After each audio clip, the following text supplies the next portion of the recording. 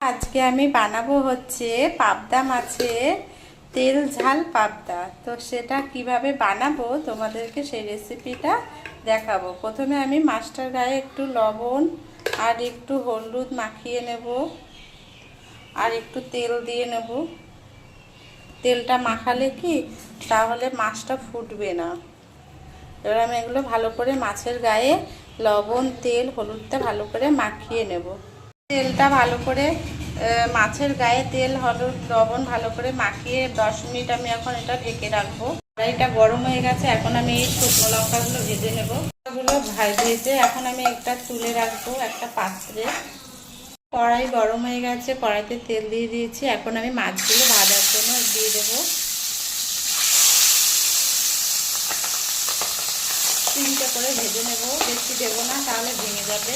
এগুলো বেশি ভাজবো না, কারণ তেল ঝাল বানাবো তো, এই জন্য অল্প অল্প করে মাছটা ভেজে নেবো। এক পাশ হয়ে গেছে, আর এক পাশ ভাজা একটু হলেই তুলে নেব। তো মাছগুলো সব ভাজা হয়ে গেছে, এখন তুলে নেব। আমি আরও মাছগুলো এবার ভেজে নেব। এভাবে আমি সব মাছগুলো এক এক করে ভেজে নিলাম বন্ধুরা। এখন তুলে নেব।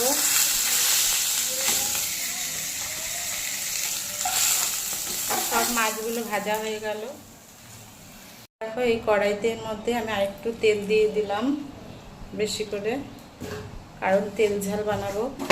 একটু সাদা জিরে ফোড়ন দিলাম, তোমরা চাইলে কালো জিরে ফোড়নও দিতে পারো। এবার এর মধ্যে আমি দিয়ে দেবো এটা আদা রসুন আর একটা গোটা পেঁয়াজ বেটে রেখেছি, সেটা দিয়ে দেবো। এবার আমি একটু লবণ দিয়ে দেবো, সামান্য যতটুকু দরকার ততটুকু লবণ দিয়ে ভালো করে মশলাটা কষিয়ে নেব। আর দিয়ে দেবো একটু হলুদের গুঁড়ো, জিরের গুঁড়ো। তোমরা জিরে বেটেও দিতে পারো, আমি গুঁড়ো জিরে ইউজ করেছি। মশলাটা অনেকটা কষিয়ে এসেছে। এখন আমি এই একটু টমেটো পেস্ট করে রেখেছি, টমেটো পেস্টটা দিয়ে দেবো। দিয়ে ভালো করে এটা কষিয়ে নেব। আবার দেখো মশলাটা প্রায় কষিয়ে নিয়েছি বন্ধুরা সুন্দর করে।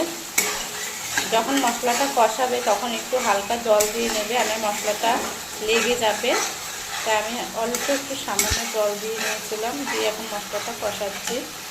আর এটা হচ্ছে এই ভেজে রাখা লঙ্কাটা বেটে এখন দিয়ে দেব।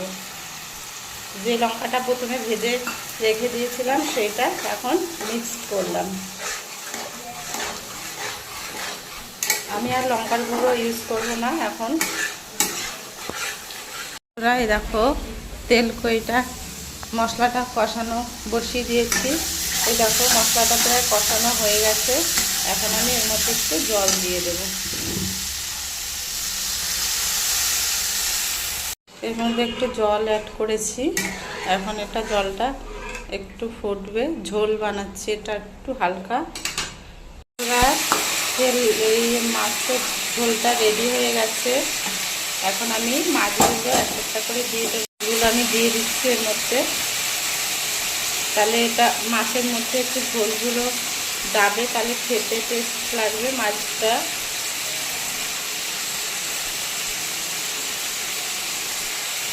ঝোলের মধ্যে মাছগুলো দিয়ে দিলাম।